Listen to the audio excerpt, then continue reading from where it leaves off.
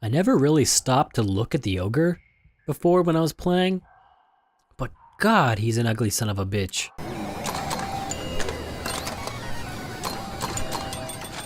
Welcome back to the arcade. We were going to deal with this ogre here, and that's what we're gonna do. So first we have to watch him work.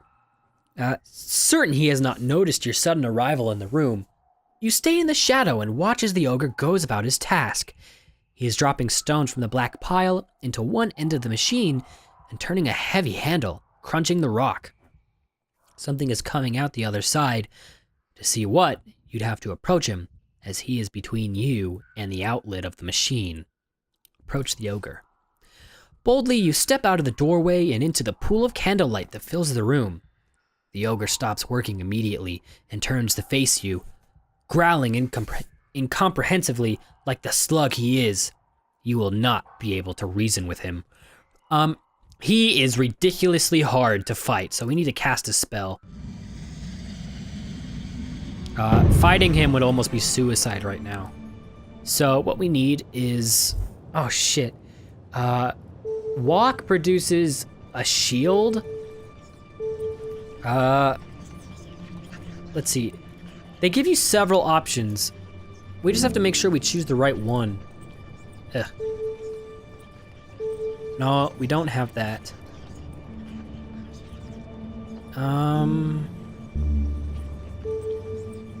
No, the ogre's already stupid. That's not gonna work. He's already dumb. K... Nothing. That's weird. Fine. So, walk is gonna have to do. That's the best, or... No. Wall, that's right. With walk, we can get both. There's 2 gemstones that we can get here, and we can get both of them if we use walk, but we might die. With wall, we can get one of them, but we survive, so there's that. You cast the spell, and as the ogre closes to attack, it collides with something solid. You have stopped it with your invisible wall. The creature is dumb enough not to understand and keeps hurling itself into the barrier. Entertaining enough, but the wall is also stopping you from going anywhere except out. But all is not lost. A section of the table on your side, and on that section, there is a beautiful gem. Take the gem. The gem is a nice solid piece of emerald, processed by the ogre's machine. You pocket it. It must be worth around 10 gold pieces. Not a bad find at all. Not stopping to wonder what the ogre will do when the time comes for it to finish work, you leave the room. You head back to the fork of the passage. The sunlight from outside is very tempting. We can get more gems over this way, so that's what we're gonna do. We also get a magical item, so that's cool. The passageway continues until you reach a large stone-cut door blocking your way forwards. For a mine, this place seems pretty well built. Perhaps it will serve as a camp if war comes? Try the door handle. I know that me reading everything is taking it a bit longer to get through, but I feel like it's a better experience if I read it rather than just having you guys pause and read everything for yourself. That could probably be more tedious than even this. You try the door. It opens. The room beyond is dirty with soot from the mines, so it could almost be a pit filled with night itself. With crystals in the rock for stars. In the far wall, you can just make out another door leading deeper into the mine. But the middle of the room is a table, at which a large, filthy goblin is sitting. He raises his head as you enter and smells the air. Perhaps he is almost blind from so long underground. What voice should I give him? Something like a... You smell a strange intruder, he challenges. You not permitted here. He's not gonna believe me, so we just gotta draw our sword. You draw your sword and reply. The goblin rises to his feet. In his hand, he holds a large stone club. Let's see, we need to defend first, yep. And then we can boom. And then with all our might. Ah, shit, I fucked up. Defend. Ah, shit, okay. Defend again. Just a little bit. Yay! Continue. With the goblin defeated, there is nothing to stop you from moving further on into the mine. Okay, we gotta search this room first. Before you move on, you quickly scour the corners of the dark room in case there's any gold or weapons lying around. You find nothing until you search the goblin himself. He's wearing a silver key on a chain around his neck. You lift it away. Now go onwards. Time to see what more this mine has to offer. You open the door onto a pitch black passageway. Fuck, we're screwed. I gotta eat something. So, in order to eat something which go into our items, we can eat anything at any time. Almost every spell takes like 3 stamina to cast. We don't want to eat the honeycomb. You can actually use that for a spell later on, so we don't want to do that. I think what it does, I think it sharpens your blade. I can't remember. Anyway, now we can cast a spell of light so we can see what's going on. I think it's... was it this? No. Was it this? No. Was I even right? Is there a spell of light? I can't remember. No. Jeez. That's not what I wanted. I wanted this. No. Damn, this sucks. All right. At least we should do this. It's pitch black, so we can't see anything. You cast a spell and begin to get a strong, worrisome feeling that danger lies ahead. A voice inside you tells to turn back. Push ahead! You push on into the depths of the mine. Dust falls from the low ceiling. Your hand, there's a lot of spelling errors on this, I never realized before. Your hand moves over the precarious wooden beams that hold the walls from tumbling in. Then you stumble, foot catching a support. The support cracks.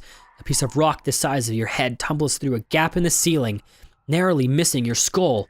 A rain of stone and dust follows. The ceiling is coming apart. You are gripped by an insane idea. Rushing into the darkness of an unknown mine as the only exit is sealed off behind you. Do it! The crashing shaft behind you lends you speed. Then suddenly, you gasp as your foot fails to touch the ground below. I'm falling! You begin to drop. There can only be moments. If we concentrate on landing well, we die. So, we gotta cast a spell. It's only gonna leave us with 1 stamina, but that's gonna be fine.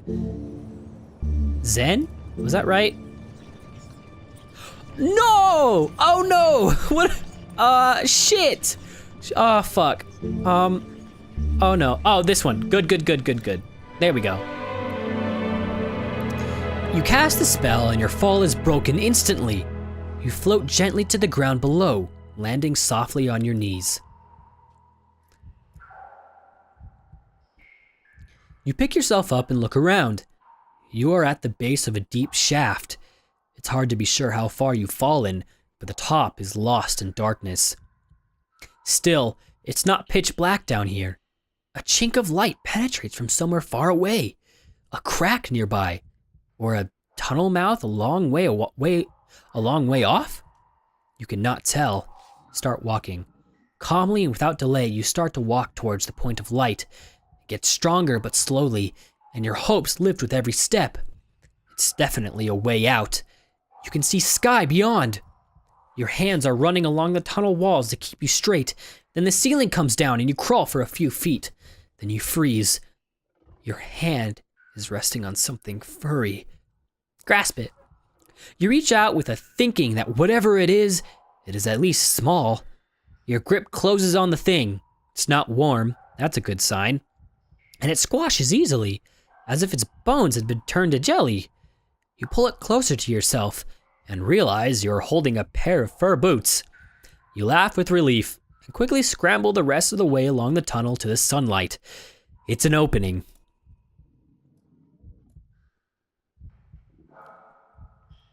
The climb out of the cave takes several hours, but it is worth every moment when you emerge into cool, fresh air once more.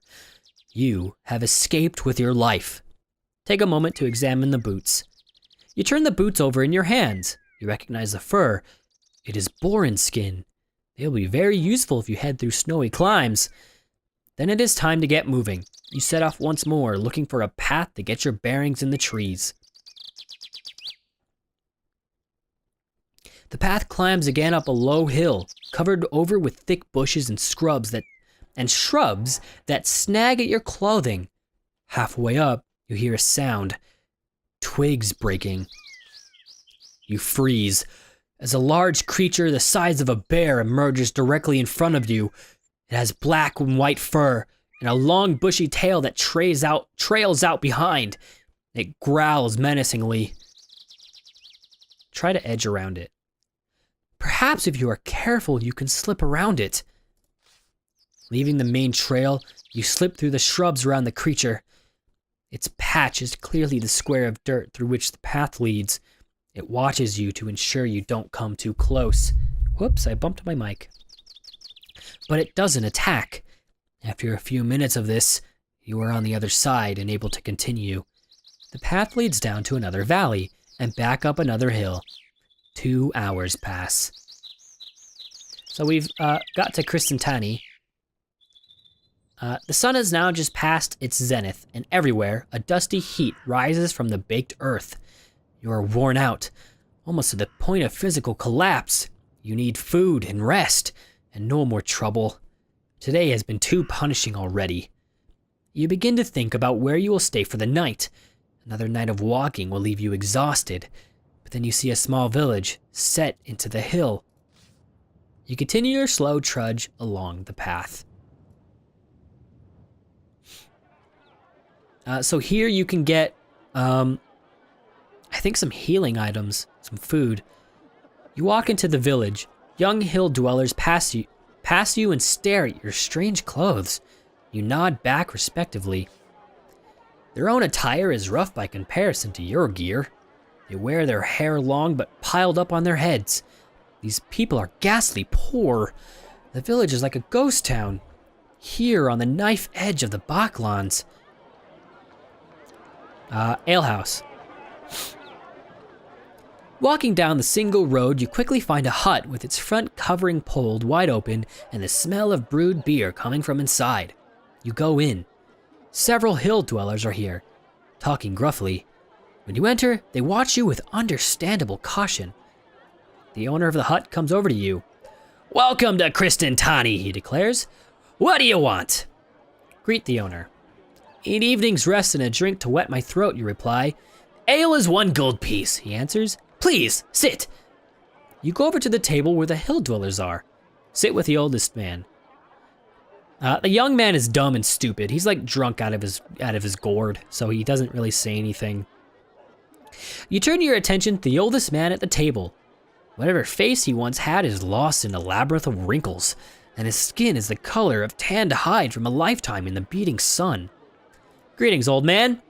He raises his mug and salute. Stranger? His face is gravely, like the dusty dirt that lines the streets of his town. Where are you from? I come from Anoland. He nods. Not many has crossed through the Cantopani gate in either direction. You know what I'm saying? I understand you.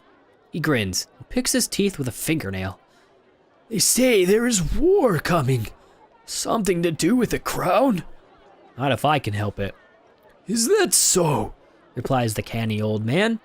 Well, seems like you should be drinking on the house tonight, for the good of all of us. Chanty! He calls the innkeeper over. I'll cover this man's ale. He looks like he needs it. It's appreciated. You sip your beer. The old man exchanges glances with the younger man sitting opposite. Ask the old man about the area. Can you tell me something about this region, you ask? Kristantani? Certainly. I'll tell you that around here, we're always glad to help out strangers. Tell me what lies beyond this town. Beyond Kristitani, there are 2 paths, he says. One takes you past Alina's home, and you will need your wits about you if she's there. The other leads you up into the hills in Liakai, domain of the Great Ones. Either way you choose, I wish you luck of Sinla on your journey. I thank you. The man nods. Fat lot of good my good wishes will do you if someone tries to split your skull, he observes. The crowd in the inn is starting to thin out. You finish your beer in a single draught and get to your feet. You make to leave the inn. With a wave back to the old man who bought your drink, you step outside. You look this way and that, trying to decide what to do next. When you realize the old man has joined you once more, he grabs your shoulder and presses a fruit into your hand. Bomba, He declares through fermented breath. I grow them myself. Good for the stomach. He pats your belly and walks away, swaying slightly. Look at the fruit. You turn the old man's gift over in your hand. It is a thick, rinded fruit that keeps well and will be highly nourishing when you decide to eat it. Its only drawback is its incredible weight. It is now evening and time to sleep. Sleep. Next time on Double Jump, we'll wake up from our sleep at the inn and continue on our journey. Bye.